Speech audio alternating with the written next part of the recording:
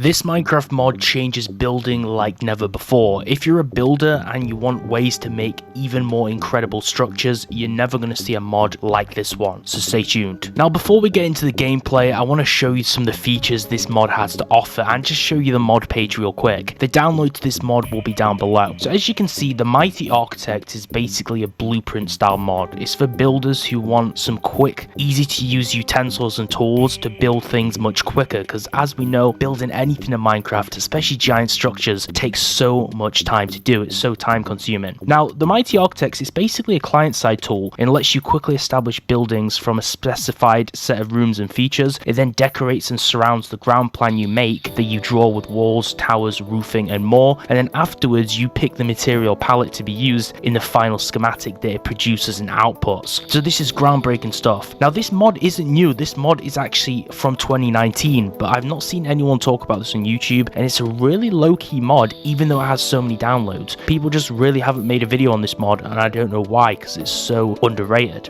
It basically speeds up the design process, so only a fraction of the time you spend building is taken up because you have these tools. It lets you quickly create large schematics for towns or bases, and it lets you actually build the main parts yourself, so it doesn't completely finish the build process for you, but it obviously saves you a lot of time, and it lets you still produce aesthetically pleasing and surprisingly varied outputs. So you can see we have a few different build styles in this mod. We have the Cattingham Palace, so they've basically taken schematics that they've actually built, and then it allows you to then build them in game using your own materials and your own specified options. So we have 184 variations with different layers. We have medieval styles, so you can select medieval, you can select modern, you can select townhouses, and so much more. And there's a few preview videos here. We'll go through the building gallery first before we get in game and start the mod. So you can see these are just some examples of what people have created using the Mighty Architect. Now let's get in game and let me show you exactly how you can use this tool to build some incredible things. Boom, so now we're in the game in creative mode, which you should really be in just so you can have unlimited materials, right? But it doesn't really matter. So when you're in game, you want to find a flat piece of ground preferably, or at least like a piece of turf which you can actually build on, and you want to press the G key. That will open the context menu, and from here we want to select ourselves a theme. Now I'm kind of feeling like a medieval vibe, right? The channel name's The Blue Crusader, so we're going to go with that. So press the number corresponding to the theme you want. If you want to create modern things, press number 2, townhouses 3, the palaces number 4, etc. So you can also press different keys to manage the themes, but I'm just going to press 1 to select medieval, and it goes into this grid-like mode, which is going to look a little bit overwhelming and confusing the first time, especially because now we can't even see the water. But don't fret, because I'm going to show you how to do it. So we're selecting shapes right here when we right click, okay? You can see here we're selecting different shapes. We're kind of using this as a palette. It's hard to see our island. If you press G again and press unload, it'll go out of it, and then we can go back into the mode. So let's go back into the mode. There's actually a tool panel at the top, and these are all the tools in our palette to use. Now if we hold Alt, then it will actually show us all the tools, and if we use the scroll key whilst holding Alt, it'll allow us to cycle through them. So we have cuboids, which let us draw new rooms and select the positioning of them. Then we have cylinders, where we basically use this to create towers. Then we have the adjust mode, where we can point at rooms and change their position or size, and this has a Y value and an X and Z value. And then we also have floors, so we can point at stacks and scroll to modify the amount of floors that they have, and also the roof style, we can change the roof type. So these are the tools we're working with, and from the beginning or the get-go, we probably want to be with cuboids so we can actually create the ground floor. Also, when we press Alt, you can see there's actually secondary functions when we hold left control. So you can see here it goes from 3 grid to a 5 grid when we hold control. If we scroll again, you can see it does the same when we hold control, and it shows us exactly what it does on each of the settings. So let's begin with a cuboid and actually draw part of our structure. So first of all, we can go up and down in creative mode with shift and space, and we're going to hold right click and we're going to drag to actually get an area that we want, okay? Now what we can do is we can also let go and press right click again on the corner, and then from here we can use the scroll key on our mouse to actually scroll up and down to actually form ourselves some floors. Now obviously if you scroll down too far, it's going to delete the bottom floor, but we have the base over here, and then we can scroll up. So let me just do that again to show you. We're going to select the left and right corner, and then we can scroll up, and sometimes it'll give you a roof by default, and other times it'll give you just a flat roof. Now remember, if we hold grid 5, instead when we draw, that's obviously going to give us a bigger grid. The bigger grid will also give us more design options in the end. And then we can just do the same, scroll up to select how many floors we want. We're basically building our own compound by doing this. You want to kind of cycle through what kind of plans you want, and then what we can go ahead and do is we can actually create more sections as well. So with this cuboid tool, I could draw another section, scroll up, and then kind of create a tower, if you like, with a roof on it, okay? And I could do this around, I could create some more kind of like little towers, scroll up, give it a roof, and then I could hold Alt again to cycle through. We could go to cylinder mode, and then I could actually draw myself a cylinder shape over here and create another tower up there. Now, I'm not a master builder by any means, so you probably shouldn't take any advice from this. I'm just doing a mod showcase to show you how the system works. So let's just go ahead and let's make some more, and this seems to look pretty good. So I could press G and I could press finish, or I could then cycle with Alt and go into adjust. So adjust is basically what we can do is we can actually move objects. So with control, we can obviously resize. As you can see here, I'm holding control.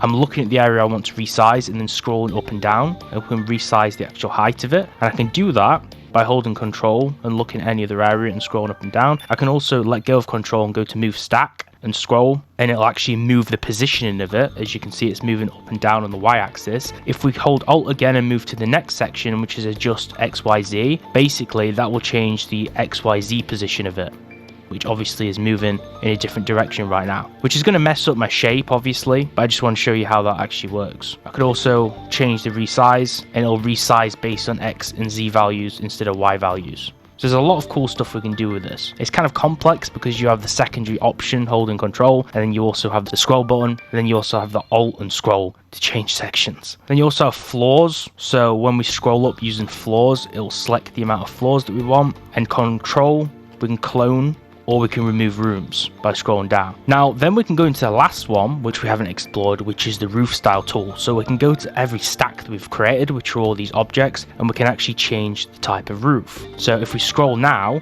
we can change the shape of roof.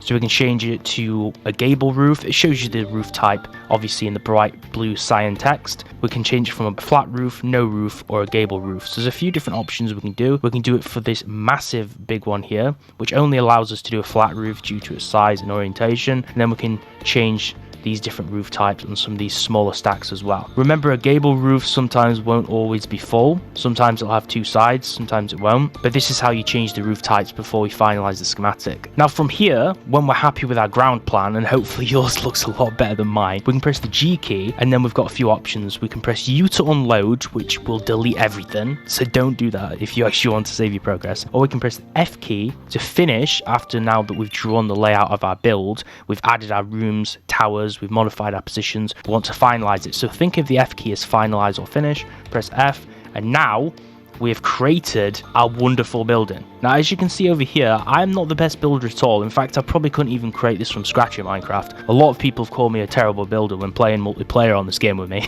So there's some evidence for you. But if we look at this building, it's created as a professional builder grade building on Minecraft that maybe a real builder would actually build. So pretty impressive stuff, and we've finalized our build, and it's as simple as that. Even though my actual set of stacks and the ground plan looked a bit mismatched and weird, it still outputted something which actually looks really good. Now, I do want to note that this structure here is kind of a mirage, if you like. It's not actually real. This is actually a schematic hologram of our final build, and it's not finished yet. There's a few more things we can actually do from here. For an example, when we press the G key, we can actually choose palettes, and these are from a selection of around 21 default palettes. And we can also edit the ground plan from here as well. If you want to use modded blocks in your build too, it's recommended you actually create your own palette to utilize blocks that aren't actually from vanilla Minecraft. If we're on the G key, just press choose palette, and this allows us to actually pick a palette. So this is obviously a selection of blocks. So by default, we have things like Chalklate, we have Maroon Manor,